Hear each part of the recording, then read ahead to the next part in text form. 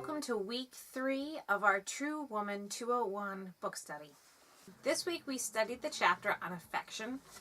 In Titus 2:4 we read how the older women are to train the younger women. And on page 63 we read, women don't learn these things, and these things are being the disciplines that are listed in Titus 2:4. Women don't learn these things by osmosis or simply by going to church and sitting under strong biblical preaching, as important as that is. Mature women are to come alongside and engage the younger women and to teach them about womanhood in the context of community, in the community of faith. And that applies to young women learning how to love their husbands and love their children. We need those older women to come beside us and to teach us, train us how we are to properly love our husband and children. If you turn to page 82, and right on the very bottom it says, as Christian women, we reflect God's love when we love family, when we like, enjoy, and delight in our family members. And as I was thinking about this, I was thinking how we teach our children, or we try to teach our children how to love their brothers and sisters.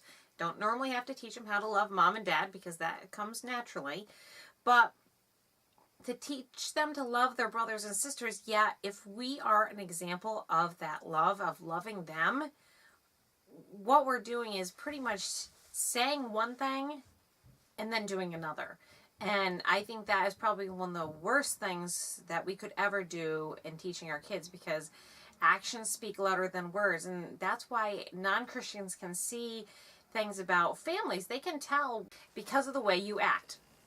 And as I was thinking about this, I'm going, what a huge responsibility it is as parents, but also as mothers, to have this love for our children and showing it to them.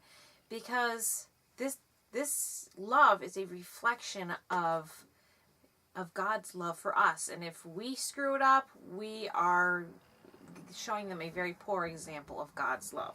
Page 70, we read about how the younger women were all conversing with one another about what their husbands do to either annoy them or it bothers them.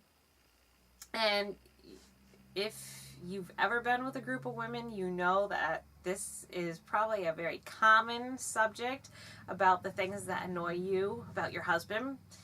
And then on the top of page 71, the widow sitting in the corner spoke up amongst these young women. Blinking back tears, she softly said, I would give the world to hear Mike snoring beside me one more time. I really wish I could have appreciated him more.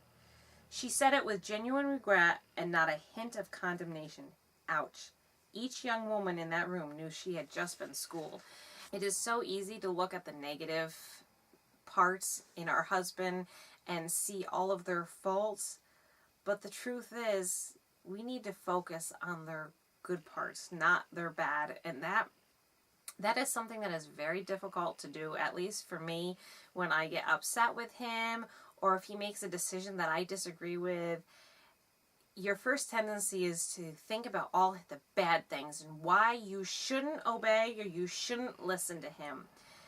But what we need to do is we need to turn it around and look at all his good points and thank God for those good points. And we really need to step back.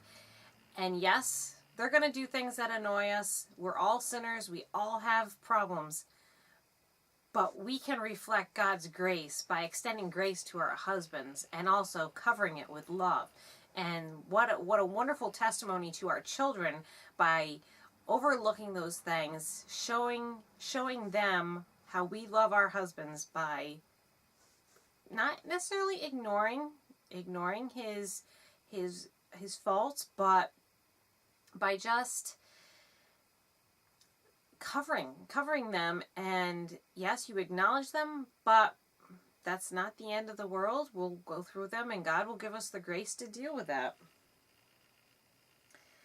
We need to actively choose to love them and their faults and overlook those faults instead of focusing on the bad. And that is a hard thing to do.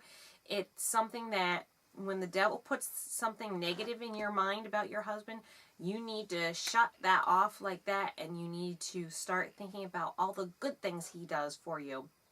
And when Art and I were in premarital counseling, Pastor said that one of the best things you can do is when you're thinking something negative about your husband and how awful and horrible he is, find 10 good things about him.